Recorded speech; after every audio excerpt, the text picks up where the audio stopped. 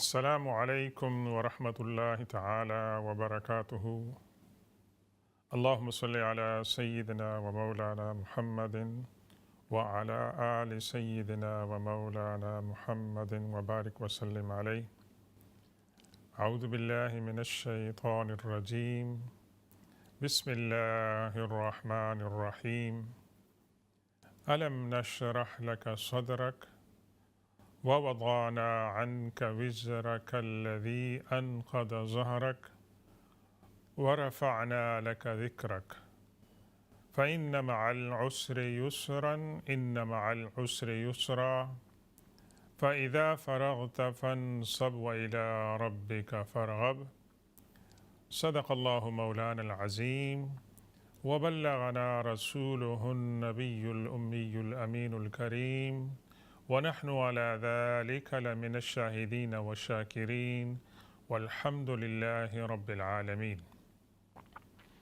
رب اشرح لي صدري ويسر لي أمري واحلل عقدة من لساني يفقه قولي۔ السلام علیکم ورحمۃ اللہ تعالی وبرکاتہ۔ محترم ناظرین گرامی اور سامعین گرام، آپ کی خدمت میں دوبارہ سلام عرض کرتے ہیں ایک نئی صبح کے ساتھ، اس امید اور دعا کے ساتھ کہ آپ جہاں کہیں بھی ہوں، اللہ تبارک و تعالی آپ کو ایمان کی سلامتی اور صحت اور عافیت عطا فرمائے، آمین یا رب العالمین۔ آج اپنی گفتگو کے آغاز میں حسب معمول آپ کے ساتھ اللہ کے رسول صلی اللہ علیہ وسلم کی ایک بہت ہی خوبصورت دعا، جو کہ اگرچہ طویل ہے لیکن ہم آپ کے ساتھ صرف اس کا جو پہلا جملہ ہے وہ شیئر کرتے ہیں، اور اس کے جو میننگز ہیں اور مفہوم ہے اس پر ہم انشاءاللہ غور کریں گے۔ اللہ کے رسول صلی اللہ علیہ وسلم کی جو دعا ہے اس کا پہلا جملہ یہ ہے، بسم اللہ الرحمن الرحیم، اللہم ارحمنی بترک المعاصی ابدا ما ابقیتنی۔ اللہم ارحمنی بترک المعاصی ابدا ما ابقیتنی۔ اللہ تبارک و تعالیٰ سے یہ دعا اللہ کے رسول صلی اللہ علیہ وسلم نے اپنے کسی صحابی کو سکھائی تھی، قرآن پاک کو حفظ کرنے کے لیے اور اپنی میموری کو بہتر بنانے کے لیے۔ تو اگرچہ دعا طویل ہے لیکن اس کا پہلا جملہ، اس کے اندر اتنے میننگز ہیں، اتنی گہرائی ہے کہ وہ بہت ہی جامع دعا ہے۔ اگر ہم صرف وہ بھی دعا مانگ لیں تو انشاءاللہ اللہ تبارک و تعالی ہمیں بہت سی برکتیں عطا فرمائے گا۔ کیا مطلب ہے؟ اللہم ارحمنی، اے اللہ تو میرے اوپر رحم فرما، بترک المعاصی، گناہوں کو چھوڑنے کی، ابدا ما ابقیتنی، ہمیشہ کے لیے جب تک کہ تو نے مجھے زندگی عطا فرمائی ہے۔ سبحان اللہ۔ اللہ تبارک و تعالیٰ سے اس کا بندہ، اس کی بندی یہ سوال کر رہے ہیں کہ اللہ تیری رحمت مجھے عطا فرما۔ اللہ کی رحمت سے اگر انسان محروم رہ جائے تو انسان کہاں جا کے گرتا ہے؟ شیطان کی پناہ کے، شیطان کی گود میں، اور شیطان کے پاس جب انسان پہنچتا ہے تو وہ گناہوں کے سمندر میں غرق ہو جاتا ہے۔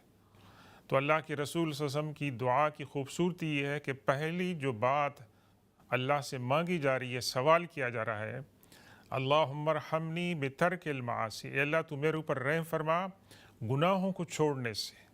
اگر اللہ کی رحمت اور مدد شامل حال نہ ہو تو انسان خود اتنا قابل نہیں ہے کہ وہ ذاتی طور پر شیطان کے اور نفس کے اور ماحول کی جو برائیاں ہیں ان کا مقابلہ کر سکے۔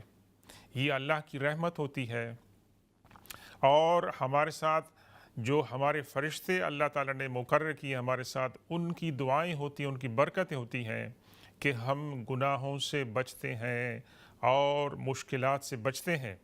اور اگر یہ حصار اور یہ بند ٹوٹ جائے تو پھر انسان گناہوں کے اندر مبتلا ہو جاتا ہے، کیونکہ انسان اللہ کی رحمت سے محروم ہو جاتا ہے۔ اور اس کے اندر اللہ تبارک و تعالیٰ کے رسول صلی اللہ علیہ وسلم نے دوسری بات یہ بیان فرمائی ہے کہ ابدا ما ابقیتنی، یا اللہ جب تک تو نے مجھے زندگی عطا فرمائی ہے ہمیشہ کے لیے مجھے گناہوں سے بچا، اور تیری رحمت اگر میرے شامل حال رہے گی تو میں گناہوں سے بچوں گا۔ تو یہ دعا میں دوبارہ اس کو ریپیٹ کرتا ہوں۔ اس دعا کو ہمیں چاہیے کہ اپنی روزمرہ کی دعاؤں کا حصہ بنائیں۔ اللہم ارحمنی بترک المعاصی ابدا ما ابقیتنی۔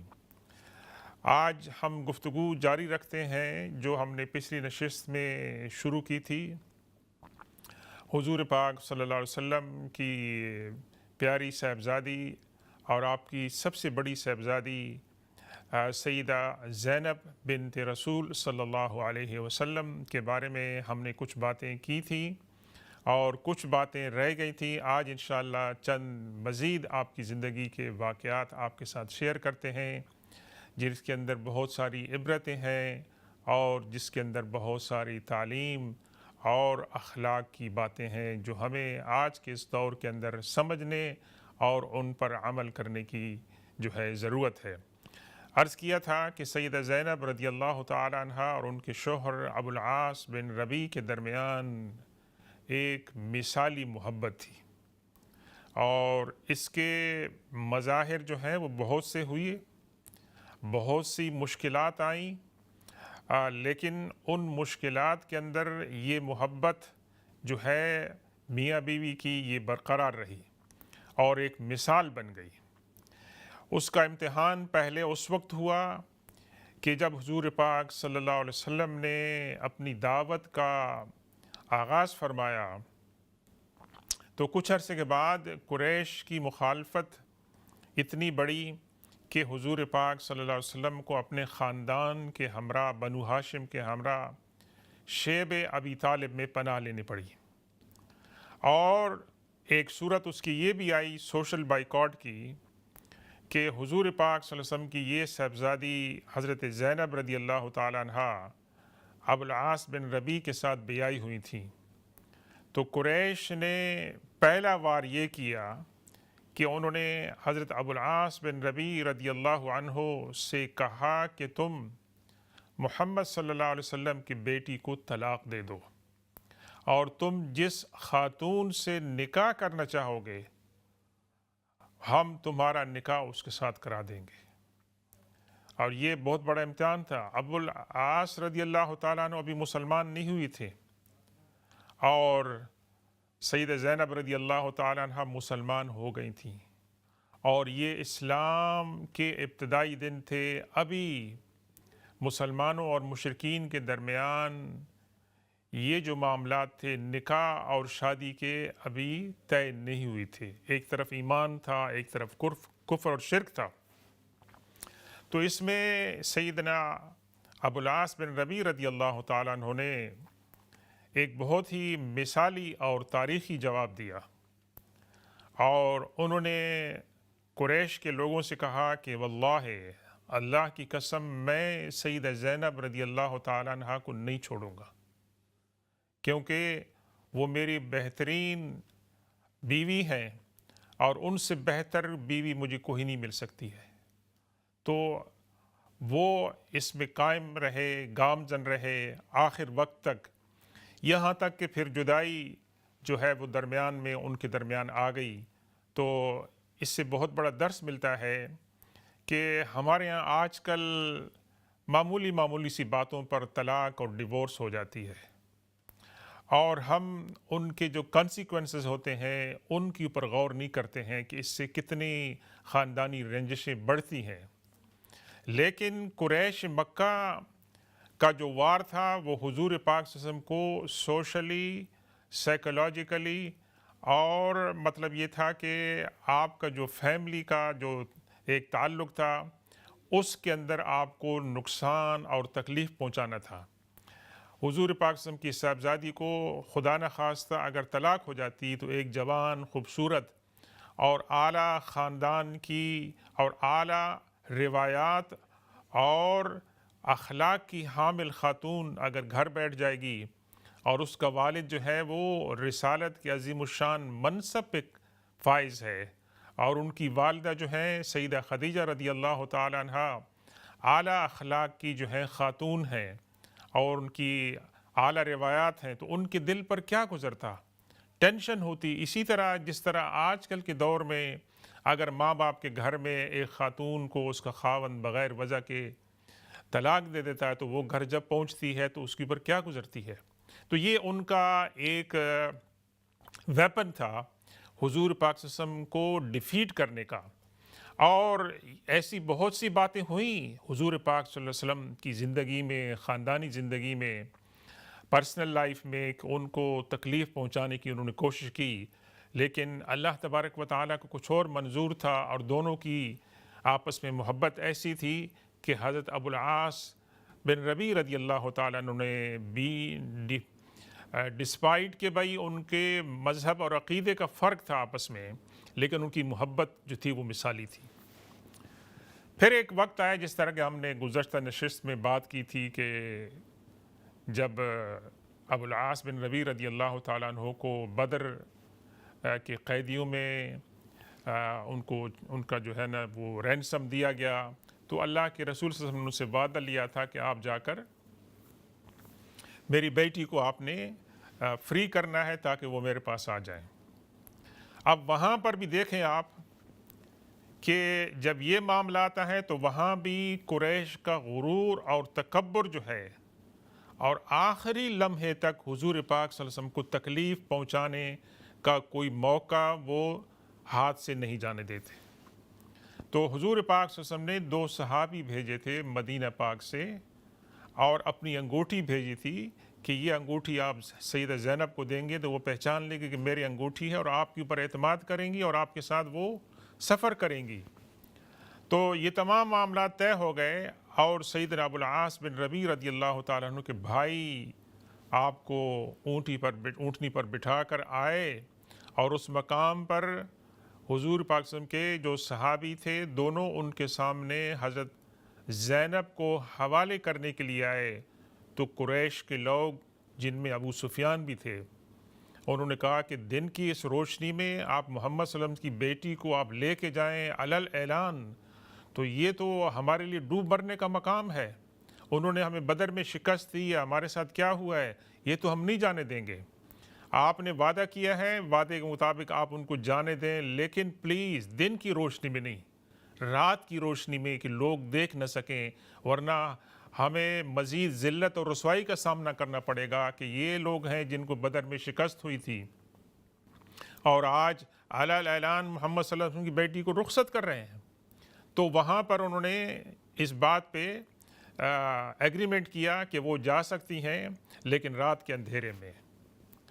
اور یہاں پھر دوسری ٹریجڈی ہوئی جس کا میں نے ذکر کیا تھا کہ ایک شخص نے سیدہ زینب رضی اللہ تعالی عنہا کی سواری پر جو ہے وہ تیر مارا، اٹیک کیا، اور آپ گر گئیں، اور آپ حاملہ تھیں، اور آپ کا مس کیریج ہوا. اس وقت کہاں ہسپتال تھے، کلینکس تھے، ڈاکٹرز تھے. تو ایک خاتون کا اگر مس کیریج ہو جاتا ہے اور وہاں کوئی ٹریٹمنٹ نہیں ملتی ہے تو اس کے کیا کنسیکوینسز ہوتے ہیں. آج کل کی میڈیکل سائنس ہمیں بتاتی ہے کہ کیا کچھ ہوتا ہے. بہرکیف وہ سروائیو تو کر گئیں، لیکن ان کا انتقال، ان کا وصال آخر میں مدینہ پہنچ کر کچھ عرصے کے بعد جو ہے پھر ہو گیا.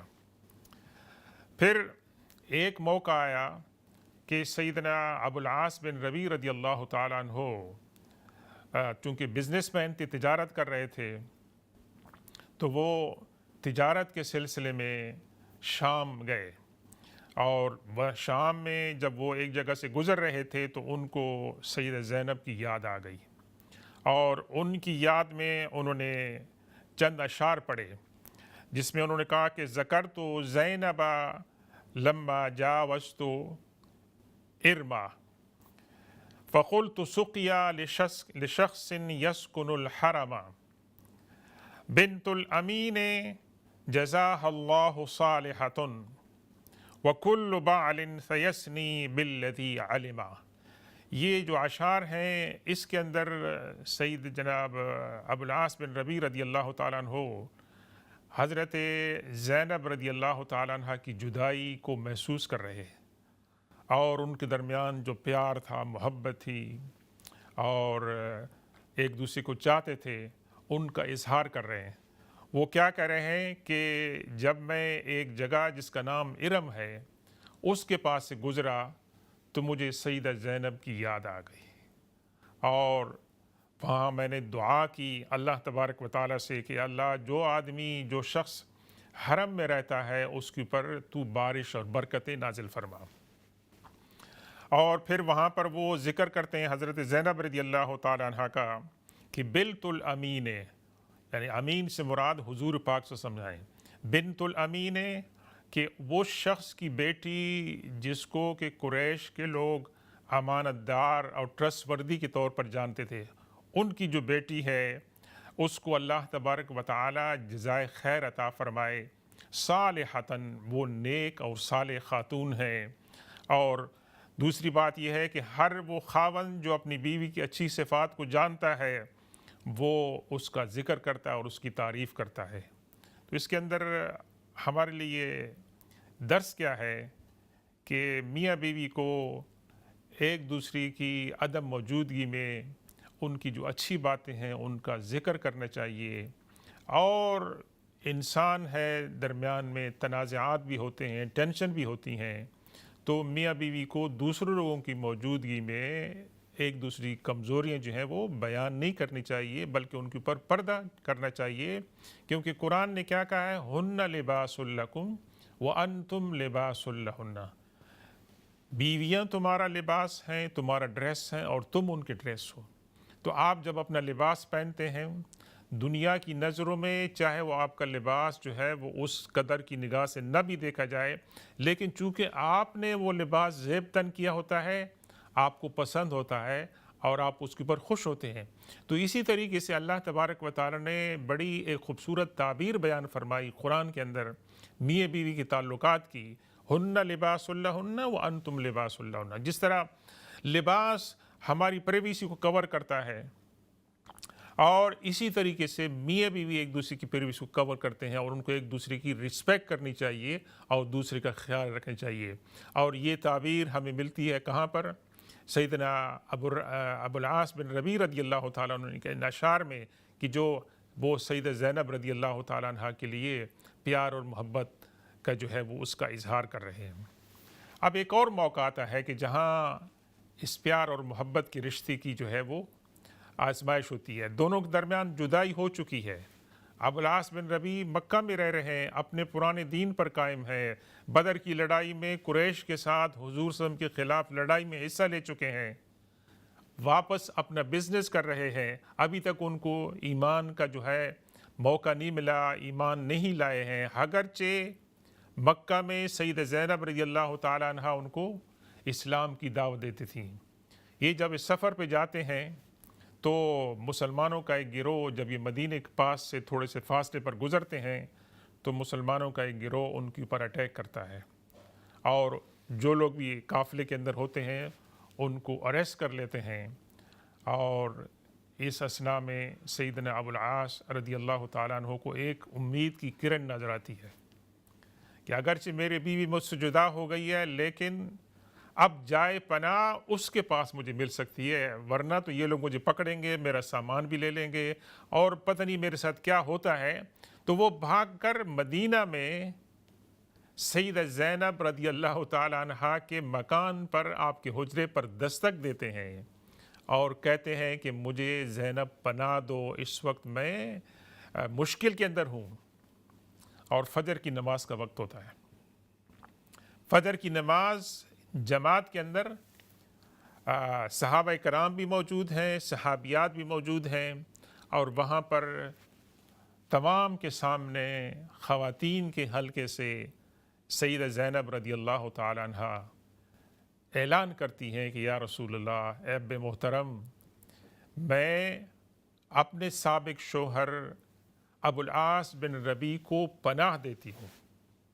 اور اس قبائلی دور کے اندر یہ بات بڑی قابل قدر ہوتی تھی، اگر ایک شخص کہتا ہے کہ میں فلاں شخص کو پناہ دیتا ہوں تو وہ قبائلی معاشرے کے اندر بڑی قابل احترام ہوتی تھی کہ اس شخص نے اس کو پناہ دی ہے، چونکہ پناہ دینے والا ہمارے درمیان قابل احترام ہے تو جس کو اس نے پناہ دی ہے ہم اس کی عزت کریں گے۔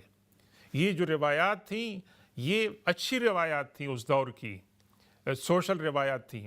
تو حضور پاک سے فرمایا کہ بھی میری ملاقات نہیں ہوئی ہے، میری بیٹی نے آپ کے سامنے، صحابہ کرام سے فرمایا، آپ کے سامنے اپنے سابق شوہر کو پناہ دی ہے، اب یہ معاملہ تمہارے سامنے ہے۔ صحابہ کرام سے عرض کیا، آپ دیکھیں یہاں حضور پاک صلی اللہ علیہ وسلم کے عدل و انصاف کی بات دیکھیں آپ، ایک طرف بیٹی ہے، بیٹی کا پرانا سابق خاوند ہے، اور ایک طرف صحابہ کرام ہے۔ تو صحابہ کرام سے اللہ کے رسول فرما رہے ہیں کہ تمہاری مرضی کیا ہے، تم کیا فیصلہ کرتے ہو، یہ میری بیٹی نے اس کو پناہ دی ہے، کیا تم اس کو پناہ دو گے اور اس کا مال واپس کرو گے؟ تو صحابہ کرام نے کہا کہ یا رسول اللہ، ہم جس کو آپ کی بیٹی نے پناہ دی ہے ہم بھی اس کو پناہ دیتے ہیں اور اس کا سامان ہم واپس کرتے ہیں۔ اب یہ جو واقعہ ہوا ہے، دیکھیں اسلام جو پھیلا ہے وہ کہاں سے پھیلا ہے؟ اسلام اپنے عقائد، اپنی تعلیمات، لیکن اس کے ساتھ ساتھ اسلام مسلمانوں کے، صحابہ کرام کے جو اخلاق تھے، کردار تھے، اور حضور پاک صلی اللہ علیہ وسلم کا جو اسوہ حسنہ تھا، اس کو جب لوگ دیکھتے تھے کہ ان کی جو ڈیلنگ ہوتی تھی، ٹریٹمنٹ ہوتا تھا، اس کو دیکھ کر لوگ کہتے تھے کہ یہ اسلام ہے، یہ مسلمان ہے، تو ہم اس دین کے اندر داخل ہوتے ہیں۔ اس طریقے سے اسلام پھیلا۔ آج ہمیں کیا ضرورت ہے؟ آج ہمیں بھی یہ ضرورت ہے کہ اپنے اخلاق کی اصلاح کریں اللہ اور اس کے رسول کے لیے، اور آخرت پر یقین رکھتے ہوئے، تو انشاءاللہ جو لوگ اسلام کی دولت سے محروم ہوں گے وہ ہمارے اخلاق کو دیکھ کر اسلام کے اندر آئیں گے، اور اسلام کے اندر لوگ آ رہے ہیں۔ تو حضرت ابو بن عاص رضی اللہ تعالیٰ عنہ واپس وہاں جاتے ہیں مکہ، کیونکہ انہوں نے اسی وقت ارادہ کر لیا تھا کہ میں مسلمان ہوتا ہوں۔ مدینے میں جب انہوں نے یہ ماحول دیکھا، اسی وقت انہوں نے ارادہ کیا کہ میں مسلمان ہوتا ہوں، لیکن انہوں نے اس کو ڈکلیئر نہیں کیا۔ اور اسلام کو اس وقت ڈکلیئر نہ کرنے کی ایک سب سے بڑی وجہ جو انہوں نے بتائی، مکہ پہنچ کر انہوں نے لوگوں کو بلایا، لوگوں کی امانتیں ان کے پاس جو تھیں وہ واپس کی، اور پھر ان سے پوچھا کہ بھائی کسی کی کوئی چیز میرے پاس رہتی ہے جو میں نے ابھی تک اس کو نہیں دی ہے تو آپ مجھے بتا دو۔ سب لوگوں نے ایک زبان ہو کر کہا کہ نہیں، آپ بہت امانت دار ہیں، آپ نے ہماری تمام کی تمام جو ڈپازٹ تھے، چیزیں تھیں، واپس کر دی ہیں۔ تو آپ نے فرمایا کہ میں نے اپنے اسلام کا اعلان پہلے نہیں کیا تھا، اس لیے نہیں کیا تھا کہ ہو سکتا ہے کہ کچھ لوگ یہ سمجھیں کہ میں مسلمان ہونے کی وجہ سے آپ کی امانتیں واپس نہیں کر رہا ہوں، اور اب میں علل اعلان کرتا ہوں کہ میں مسلمان ہو گیا ہوں۔ تو یہ امانت داری حضور پاک صلی اللہ علیہ وسلم کی سنت ہے، اور امانت داری سے، دیانتداری سے ہمارے جو زندگی کے حالات ہیں اس کے اندر اللہ کی برکت ہوتی ہے۔ ظاہری طور پر، مادی طور پر کچھ نقصانات ہوتے ہیں، کمیاں ہوتی ہیں، لیکن اس کی بہت بڑی برکت ہوتی ہے۔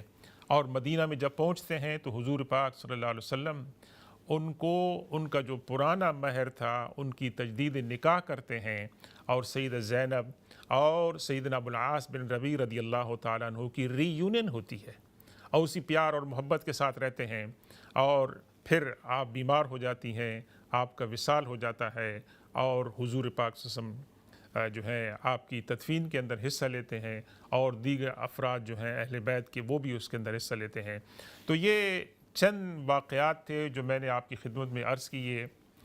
حضور پاک صلی اللہ علیہ وسلم کی پیاری بیٹی جس کے بارے میں آپ نے فرمایا کہ یہ میری پیاری بیٹی تھی جس کو میری محبت کے اندر ستایا گیا، اور یہ جو مس کیریج ہوا تھا اس کے بعد آپ کو جو ہے نا تکلیف ہوئی، اور آپ اس صدمے کو برداشت نہیں کر سکیں اور آپ اس دنیا سے چلی گئیں۔ تو اللہ تبارک و تعالیٰ کی ہزاروں اور کروڑوں رحمتیں ہوں سیدنا زینب رضی اللہ عنہ کی پر، اور اللہ ان کے درجات بلند کرے اور ہمیں ان کی زندگی سے صبر حاصل کرنے کی توفیق عطا فرمائے۔ سبحان ربک رب العزت عما یصفون وسلام علی المرسلین والحمد للہ رب العالمین۔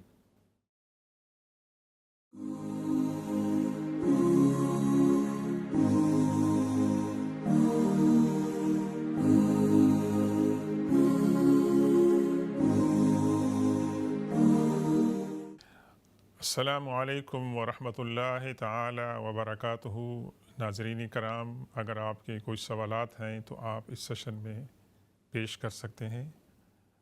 ہماری گفتگو جاری تھی بریک سے پہلے سیدہ زینب بنت رسول اللہ صلی اللہ علیہ وسلم کے بارے میں، اور اب ہم گفتگو کریں گے آپ کی دو صاحبزادیاں سیدہ رقیہ بنت رسول اللہ صلی اللہ علیہ وسلم اور سیدہ ام کلثوم رضی اللہ تعالی عنہا کے بارے میں۔ ان کی عمروں میں تھوڑا سا فرق تھا، تقریباً 3 سال کا، اور حضرت زینب سے یہ چھوٹی تھی۔ پہلے ہم تھوڑی سی گفتگو کرتے ہیں سیدہ رقیہ رضی اللہ تعالی عنہا، اور ان کے بارے میں جو ہم گفتگو کریں گے، جو باتیں کریں گے۔ السلام علیکم ورحمۃ اللہ تعالی وبرکاتہ۔ ہمارے ساتھ ایک کالر ہیں۔ وعلیکم السلام ورحمۃ اللہ وبرکاتہ۔ میرا سوال یہ ہے کہ رمضان میں روزے کے ساتھ آپ آنکھوں میں ڈراپس ڈال سکتے ہیں، اس سے روزہ مکروہ ہوگا یا نہیں؟ اور یا آنکھوں میں اگر انجیکشن لگ رہے ہیں تو وہ انجیکشن آپ لگا سکتے ہیں روزے کے رمضان کے دوران، روزے کے اندر؟ شکریہ جناب۔ اور کوئی سوال ہے آپ کا؟ نہیں، شکریہ بہت اچھا، بہت۔ شکریہ جناب۔ یہ ہماری بہن نے سوال کیا ہے، بہت ضروری سوال ہے کہ روزے کی حالت میں آپ آنکھوں میں ڈراپ ڈال سکتے ہیں یا نہیں۔ تو اس کے بارے میں عرض یہ ہے کہ ہاں، آپ یہ ڈراپ چونکہ آپ کی دوائی ہے، ضروری ہے، اور اس کے اندر ایک بات آپ یہ یاد رکھیں کہ کوئی بھی چیز جو ہمارے جسم کے اندر جائے گی، اگر وہ حلق تک نہیں پہنچتی ہے تو انشاءاللہ آپ کا روزہ جو ہے وہ ویلڈ رہے گا۔ اس بات کا آپ خیال جو ہے وہ رکھیں، تو آپ آنکھوں میں ڈراپ جو ہے وہ ڈال سکتے ہیں اس سے۔ شکریہ جناب۔ تو ہم گفتگو کر رہے تھے حضور پاک صلی اللہ علیہ وسلم کی صاحبزادی سیدہ رقیہ رضی اللہ تعالی عنہا، جن کی پرورش اور تربیت آغوش نبوت صلی اللہ علیہ وسلم میں ہوئی، اور جن کا کردار جو تھا وہ ریفلیکٹ کرتا ہے حضور پاک صلی اللہ علیہ وسلم کی سیرت اور آپ کے اخلاق کی۔ اس صاحبزادی کے بارے میں بھی حضور پاک صلی اللہ علیہ وسلم کو تکلیفیں پہنچائی گئیں۔ ابھی جب ہم ذکر کر رہے تھے سیدہ زینب رضی اللہ تعالی عنہا کے بارے میں، تو یہ کہا گیا تھا کہ قریش مکہ نے ان کو یہ آفر کی تھی کہ وہ ابو العاص رضی اللہ تعالیٰ عنہ اپنی بیوی سیدہ زینب کو طلاق دے دیں تو وہ جہاں کہیں بھی رشتہ کرنا چاہیں گے ان کو رشتے مل جائیں گے، جس پر انہوں نے انکار کر دیا تھا۔ لیکن حضور پاک صلی اللہ علیہ وسلم کی 2 صاحبزادیاں سیدہ رقیہ اور سیدہ ام کلثوم، ابو لہب جو حضور پاک صلی اللہ علیہ وسلم کے سچے مطلب ہے کہ چچا تھے، ان کے 2 بیٹوں عتبہ اور عتیبہ کے ساتھ مطلب ہے کہ ان کی جو ہے نا نکاح ہوئے تھے، لیکن رخصتی نہیں ہوئی تھی، جو اس وقت کا مطلب ہے کہ دستور تھا اس کے السلام علیکم ورحمۃ اللہ وبرکاتہ۔ ہمارے ساتھ کالر ہیں جناب۔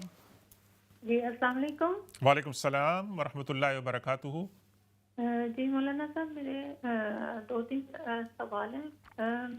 پہلا تو میرا سوال ہے کہ رات کو جو بستر پہ لیٹ کے وہ آیت الکرسی اور دیگر صورتیں پڑھتے ہیں جو قرآن پاک میں موجود ہیں، تو ان کو کیا ہم بغیر وضو کے اور بغیر سر پہ دوپٹے کے پڑھ سکتے ہیں؟ بیڈ کے اوپر لیٹ کے میں بات کر رہی ہوں۔ اچھا۔ اور دوسرا میرا سوال ہے کہ عشاء کے جو وتر ہیں وہ اگر ہم نے تہجد کے ساتھ پڑھنے ہیں تو وہ کیسے پڑھیں گے؟ کوئی کہہ رہا ہے کہ پہلے 2 پڑھیں گے پھر 1 پڑھیں گے، 2 کی نیت کریں گے پھر 1 کی نیت کریں گے۔ جی، تو اس کی ذرا تفصیل بتا دیجئے۔ جی، اور کوئی سوال آپ کا؟ بس ابھی کے لیے یہی۔ جزاک اللہ خیر۔ شکریہ جناب، آپ کے دونوں سوال بہت اہم ہیں، اور ان کا تعلق حضور پاک صلی اللہ علیہ وسلم کی سنت کے ساتھ ہے اور آپ کی تعلیمات کے ساتھ ہے کہ جب ہم سو رہے ہوں تو آیت الکرسی اور دیگر وظائف جو ہیں ہم وضو کی حالت میں پڑھ سکتے ہیں کہ نہیں۔ تو اس کا پہلا جواب یہ ہے کہ آپ پڑھ سکتے ہیں ویسے آیت الکرسی اور دیگر وظائف جو ہیں آپ ان کو پڑھ کے بستر پہ سوتے وقت ہاتھوں پہ آپ پھونک مار کے پھر پورے بدن پہ آپ کر سکتے ہیں. ان کی پوری دعائیں ہوتی ہیں. یہ تمام چیزیں آیت الکرسی کے ساتھ ساتھ جو ہے تسبیح فاطمہ ہے اور 4 قل ہوتے ہیں وہ پڑھے جاتے ہیں اور اللہ کے رسول صلی اللہ علیہ وسلم کی دعائیں ہیں. لیکن میری ایک نصیحت ہے جو ہم میں سے بعض کو تھوڑی مشکل نظر آتی ہے کہ سوتے وقت اگر ہم وضو کر لیں اور وضو کی حالت میں ہم بستر پہ جائیں تو اس کی کچھ برکتیں اور ہی ہیں ویسے کہ وہ آپ کی جو رات کی جو نیند ہے وہ عبادت شمار ہوگی. جب آپ وضو کر کے سوئیں گے اور یہ وظائف اور قرآن کی آیات تلاوت کر کے سوئیں گے آپ کو نیند آ جائے گی تو صبح اٹھنے تک یہ آپ کی عبادت تصور کی گئی کیونکہ آپ نے ایک سنت طریقے پر اور پاکیزگی کی حالت کے اندر آپ رات کو سوئے ہیں. تو اللہ تبارک و تعالیٰ اس کے اندر آپ کو اجر دے گا اور برکت دے گا. اور یہ چونکہ جب ہم رات کو سوتے ہیں تو اس وقت ہم تھکے ہوتے ہیں, بہت سارے مشاغل ہوتے ہیں, بہت ساری چیزیں ہوتی ہیں. تو اس کو ایک آپ روٹین بنا لیں کہ آپ سوتے وقت آپ وضو کی حالت میں سوئیں تو انشاءاللہ اللہ تعالیٰ آپ کو اس کی برکت عطا فرمائے گا. دوسرا سوال تھا آپ کا کہ عشاء کے وتر تہجد کے ساتھ. جی ہاں, اگر آپ نے عشاء کے وتر جب عشاء کی نماز آپ پڑھ رہے ہیں اور اس کو آپ مؤخر کر دیتے ہیں سنت طریقے کے مطابق تو آپ فجر سے پہلے کچھ تقریباً 15-20 منٹ پہلے آپ نماز تہجد جب آپ پڑھتے ہیں تو آخر میں آپ تہجد پڑھتے ہیں اور تہجد جو ہے وہ 3 رکعتیں ہوتی ہیں. اور امام ابو حنیفہ کی جو فالوورز ہیں وہ بغیر سلام کے 3 رکعتیں ایک ہی سلام کے ساتھ پڑھتے ہیں. دوسری رکعت میں بیٹھنے کے بعد تشہد کے پڑھنے کے بعد تیسری رکعت میں کے لیے کھڑے ہوتے ہیں اور رکوع میں جانے سے پہلے دعائے قنوت پڑھتے ہیں اور اس کے بعد نارمل نماز جو ہے وہ پڑھتے ہیں. جبکہ دیگر جو امام صاحبان ہیں ان کے ہاں یہ ہے کہ بھی آپ 2 رکعت کے بعد پھر تیسری رکعت کے لیے اٹھتے ہیں. تو یہ ائمہ کرام کے اختلافات ہیں اور ائمہ کرام کے جو بھی ان کے اجتہادات ہیں وہ مبنی بر اخلاص اور سنت ہیں. تو آپ جس بھی امام صاحب کی تقلید کرتے ہیں ان کو فالو کرتے ہیں آپ اس کے مطابق جو ہے وہ کر سکتے ہیں اور اس کے اندر کوئی ایسی بات نہیں ہے. اور تمام کے تمام جو ہیں وہ صحیح ہیں ان کے اوپر جو ہے. لیکن بہرحال اماموں کے جو ہے اپنے اجتہادات ہیں آپ ان کے اوپر عمل کر سکتے ہیں ویسے. شکریہ جناب. تو ہم بات کر رہے تھے سیدہ رقیہ بنت رسول اللہ صلی اللہ علیہ وسلم کہ آپ کی حضور پاک صلی اللہ علیہ وسلم کی 2 صاحبزادی سیدہ رقیہ اور ام کلثوم جو تھیں وہ ابو لہب کی 2 بیٹوں عتبہ اور عتیبہ کے ساتھ بیائی تھی. لیکن ابو لہب نے اپنے بیٹوں کو تھریٹ کیا کہ میرے لیے جینا حرام ہے اگر تم محمد صلی اللہ علیہ وسلم کی بیٹیوں کو طلاق نہ دو. جب تک تم ان کو طلاق نہیں دو گے میرے لیے تمہارے ساتھ رہنا یہ تمام کے تمام جو ہے وہ مشکل ہو جائے گا. اور یہ اس وقت ہوا تھا کہ جب قرآن پاک کی یہ صورت نازل ہوئی تبت یدا ابی لہب وتب ما اغنی. یہ ابو لہب کے بارے میں اور اس کی بیوی کے بارے میں بہت ہی کنڈمنیشن تھی اور اس کو جب لوگوں نے سنا تو ابو لہب کی جو ہے نا بہت ہی رسوائی ہوئی. تو اس نے غصے کے اندر اپنے بیٹوں کو یہ کہا کہ تم محمد صلی اللہ علیہ وسلم کی دونوں بیٹیوں کو طلاق دے دو. تو عتبہ نے جو ہے سیدہ رقیہ بنت رسول اللہ صلی اللہ علیہ وسلم کو طلاق دے دی. اور یہ شوق تھا اللہ کے رسول صلی اللہ علیہ وسلم کے لیے کہ ان کی صاحبزادی کو طلاق دی گئی. لیکن اس کے اندر جو حکمت تھی وہ یہ تھی کہ ابھی ان کی رخصتی نہیں ہوئی تھی. تو رخصتی نہیں ہوئی تھی اس سے پہلے ہی طلاق ہو گئی. لیکن اللہ تبارک و تعالیٰ نے ان کو ایک بہت ہی خوبصورت نعم البدل عطا فرمایا کہ حضرت عثمان جیسے پاکیزہ صفت انسان کے ساتھ ان کی جو ہے وہ شادی ہوئی اور حضور پاک صلی اللہ علیہ وسلم نے سیدہ رقیہ سے پوچھا کہ ان کو یہ رشتہ منظور ہے، تو سیدہ رقیہ بنت رسول اللہ صلی اللہ علیہ وسلم نے رضامندی ظاہر کی اور اس طرح دونوں کا نکاح ہو گیا۔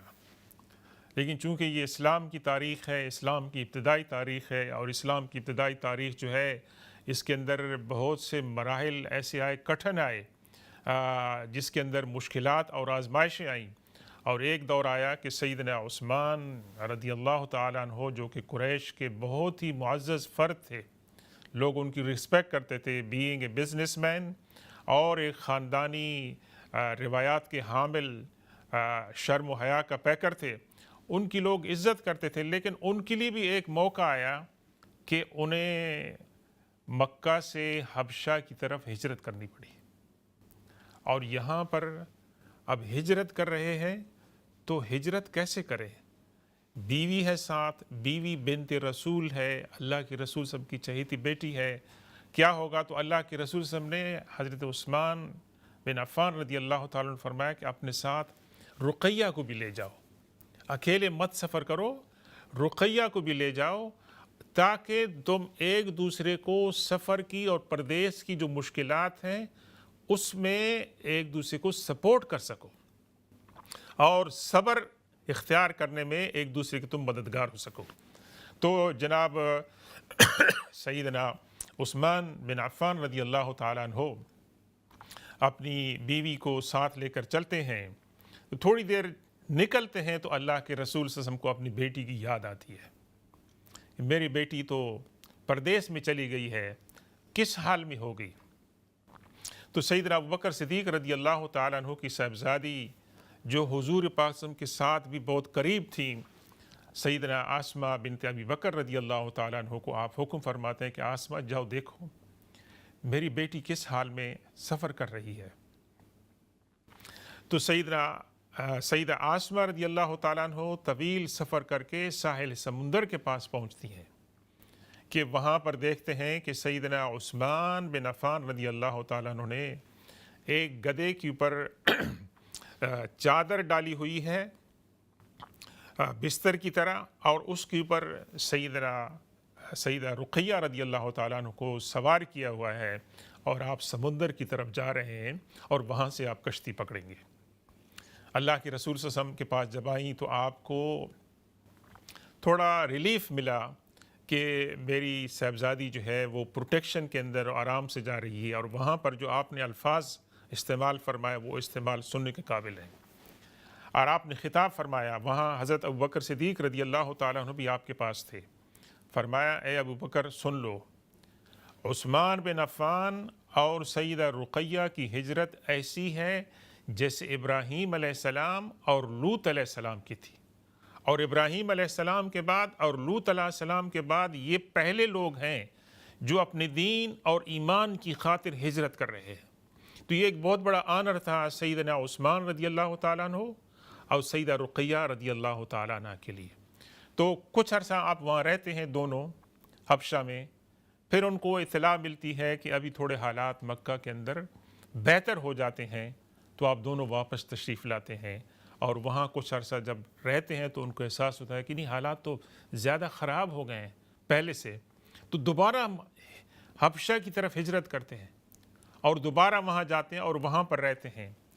پھر ان کو خبر ملتی ہے کہ حضور پاک صلی اللہ علیہ وسلم اب مدینہ کی طرف ہجرت کرنے والے ہیں، تو واپس لوٹتے ہیں، مکہ میں آتے ہیں، اور مکہ میں آ کر کچھ دنوں کے بعد سیدنا عثمان رضی اللہ تعالیٰ عنہ، سیدہ رقیہ رضی اللہ تعالیٰ عنہ مدینہ جاتے ہیں اور وہاں پر سیٹل ہو جاتے ہیں، اور وہاں جا کر ایک بہت بڑی بات یہ ہوتی ہے کہ بدر کا مارکہ ہوتا ہے، اور بدر کے مارکے کے دوران سیدہ رقیہ رضی اللہ تعالیٰ عنہ بیمار ہو جاتی ہیں، ان کو چیچک کی بیماری ہو جاتی ہے، اور اس وقت دو چیزیں سامنے ہیں سیدنا عثمان بن عفان رضی اللہ تعالیٰ عنہ کے لیے، اپنی بیوی کو لک آفٹر کریں یا جنگ بدر کے اندر شرکت کریں۔ تو ان دونوں میں سے ایک بات کو چوز کرنا بہت مشکل تھا۔ وہاں پر مسئلہ تھا مسلمانوں کی جو مطلب ہے کہ کلیکٹیو ڈیفنس ہے، وہاں پر تو ضرورت تھی ہر قسم کی مدد کی، مین پاور کی، اور یہاں پر اپنی بیوی کو اکیلا نہیں چھوڑ سکتے تھے کہ وہ بہت سخت بیمار تھیں، تو اللہ کے رسول صلی اللہ علیہ وسلم نے فرمایا کہ عثمان تم اپنی بیوی کی لک آفٹر کرو. تو سیدنا عثمان بن عفان رضی اللہ تعالیٰ عنہ کو آپ نے فرمایا کہ اپنی بیوی کو لک آفٹر کرو، اللہ تبارک و تعالیٰ تمہیں 2 اجر عطا فرمائے گا. ایک تو اجر یہ ہوگا کہ تمہارے بدر میں نہ جانے کے باوجود اللہ تعالیٰ تمہیں اس کا اجر عطا فرمائے گا، اور دوسرا یہ ہے کہ وہاں جو مال غنیمت ملے گا اس میں بھی تمہارا حصہ ملے گا. تو یہ حضرت عثمان رضی اللہ تعالیٰ عنہ کے لیے ایک بہت بڑی تسلی کی بات تھی، اور حضور پاک صلی اللہ علیہ وسلم صحابہ کرام کے ساتھ بدر کے مقام پہ تشریف لے گئے، اور سیدنا عثمان رضی اللہ تعالیٰ عنہ مدینہ میں واپس رہ گئے اپنی بیوی کی تیمارداری کے لیے. تو یہ ہمارے لیے ایک درس ہے. ایک تو دونوں کے درمیان پیار اور محبت تھا، اور سیدنا عثمان اور سیدنا رقیہ رضی اللہ تعالیٰ عنہ کے بارے میں کسی نے شاعر نے کہا تھا، کیا کہ کسی انسان نے وہ پیار اور محبت دیکھا ہے جو سیدنا عثمان اور سیدہ رقیہ رضی اللہ تعالیٰ عنہ کے درمیان ہے. یعنی ان کی محبت بھی مثالی تھی. آپ نے دیکھا سیدہ زینب رضی اللہ تعالیٰ عنہ سیدنا ابو العاص بن ربیع رضی اللہ تعالیٰ عنہ کے درمیان بھی محبت جو تھی وہ مثالی تھی، اور سیدہ رقیہ رضی اللہ تعالیٰ عنہ سیدنا عثمان رضی اللہ تعالیٰ عنہ کے درمیان بھی مثالی محبت تھی. یہ کس بات کی مطلب ہے کہ ہمیں اس سے کس بات کا اندازہ ہوتا ہے کہ یہ تربیت تھی. السلام علیکم ورحمۃ اللہ وبرکاتہ. ہمارے ساتھ ایک کالر ہیں جناب. وعلیکم السلام. میں پوچھنا چاہتی ہوں ایک سوال آپ سے. جی فرمائیں. جی میرا سوال ہے کہ 2 آدمی اکٹھے قرآن ایک پڑھ سکتے ہیں، ایک صفحہ ایک اور دوسرا. اچھا جی. اور ایک میرا اور سوال ہے، یہ جو عصر کی 4 سنت ہوتی ہے مقطع، وہ اس میں کیسے عطیات پڑھتے ہیں؟ پورا پڑھتے ہیں کہ صرف عطیات پڑھتے ہیں؟ درود شریف بھی. عصر کی 4 سنتیں جو فرضوں سے پہلے پڑھتے ہیں. جی شکریہ. اور کوئی سوال آپ کا؟ جی بس آپ کا پروگرام مجھے بہت پسند ہے، الحمدللہ. اللہ تعالیٰ آپ کو خوش رکھے، سلامت رکھے، اپنی دعاؤں میں ہمیں شامل حال رکھیں، اور اللہ تبارک و تعالیٰ اسلام چینل کے لیے دعا کریں کہ اس کو دن دگنی اللہ تعالیٰ ترقی عطا فرمائے، اور اللہ تعالیٰ ہمیں اس کے فیوز سے مالا مال ہونے کی دعا. آپ کا جو پہلا سوال تھا بہن کہ 2 آدمی قرآن پڑھ سکتے ہیں، یہ سوال میرے سامنے پہلی دفعہ پیش ہوا ہے. ایک ہم لوگ دیکھتے ہیں بعض اوقات کہ محفلوں میں قرآن پاک ختم کرنا ہوتا ہے، تو کیا کرتے ہیں کہ جی آپ نے 1 پاؤ آدھا سپارہ پڑھ لیا تو آپ نے دوسرے کو دے دیا. اس کے اندر کوئی ایسی حرج کی بات نہیں ہے کہ کچھ لوگوں کی سپیڈ زیادہ ہوتی ہے، کچھ جو ہیں وہ سلو سپیڈ والے ہوتے ہیں، تو مقصد وہاں پر ہوتا ہے قرآن پاک کو ختم کرنا. اگرچہ قرآن پاک کو اس طرح ختم کرنا مناسب نہیں ہے. قرآن پاک جتنا آپ پڑھ سکتے ہیں دل سے، شوق سے، اور یہ ہے کہ بھی قرآن کی جو رعایت کرنی چاہیے اس کے اصول تلاوت کی، کہ آپ آرام سے اس کی تلاوت کریں، اس کو سمجھیں، اس پر غور کریں. قرآن کی تلاوت کو تو مقصد یہ ہے، لیکن انفارچونیٹلی ہم نے قرآن کی تلاوت کا مقصد یہ لیا ہے کہ قرآن کو پڑھا جائے اور اس سے زیادہ ثواب حاصل کیا جائے. یہ بھی اچھی بات ہے، وہ بھی اچھی بات ہے، لیکن قرآن کو جب ہم پڑھیں تو ہم آرام سے، اطمینان سے پڑھیں، تلفظ ہمارا صحیح ہو، اور اس کے جو میننگز ہیں اگر ہم سمجھ سکتے ہیں، نہیں تو ترجمہ سامنے رکھ کے اس کو پڑھیں. تو بظاہر تو اس کے اندر کوئی ایسی بات نظر نہیں آتی ہے، لیکن بجائے اس کے اگر آپ یوں کر لیں کہ آپ دونوں اس کار خیر میں شرکت کرنا چاہتے ہیں، تو اس کا بہتر طریقہ یہ ہے کہ ایک جو صاحب ہیں وہ کہیں کہ اس کا پہلا پاؤ میں پڑھ لوں گا، دوسرا میں پڑھ لوں گا، اور پہلا آدھا میں پڑھ لوں گا، دوسرا آپ پڑھ لوں گا. تو اس کے اندر کوئی حرج کی بات نہیں ہے، لیکن مجھے آپ سے میں سوال نہیں کر سکا کہ اس کی ضرورت کیا ہے کہ جی آپ ایک صفحہ پڑھ رہے ہیں. ایک کار خیر میں آپ شرکت کر سکتے ہیں، لیکن بہتر یہ ہے کہ آپ کو جتنا نصیب ہوتا ہے، جو توفیق ہوتی ہے کہ آپ ایک رکوع پڑھ لیں، اس کے بعد آپ نہیں پڑھ سکتے ہیں، تھک جاتے ہیں تو آرام کر لیں. السلام علیکم، ہمارے ساتھ ایک کالر ہیں جناب. السلام علیکم. وعلیکم السلام ورحمۃ اللہ وبرکاتہ. کیسے ہیں آپ؟ ٹھیک ہیں؟ اللہ کا شکر ہے، آپ کی دعائیں چاہیے. اللہ آپ کو ٹھیک ٹھاک رکھے، اللہ پاک آپ کو تندرستی آمین آمین آمین. اور آپ کی خیر خیال مجھے بھی دے. آمین. میرا یہ سوال ہے، اگر میں نماز میں بہت بھولتی ہوں، اور میں فرض کریں میں نے 3 وتر اگر نیت کی ہے، میں نے 3 وتروں کی، تو جب میں اس کو اشہد پڑھتی ہوں نا، جب 2 رکعتیں پڑھ کے، تو میں پوری نا وہ پڑھ جاتی ہوں، آخر میں جاتی ہوں تو پھر مجھے یاد آتا ہے میں نے تو ابھی اٹھنا تھا، اٹھ کے تیسری رکعت پڑھنی تھی. تو اس میں آپ کا کیا مطلب ہے کہ یہ ٹھیک ہے کہ نہیں؟ نہ ٹھیک ہے.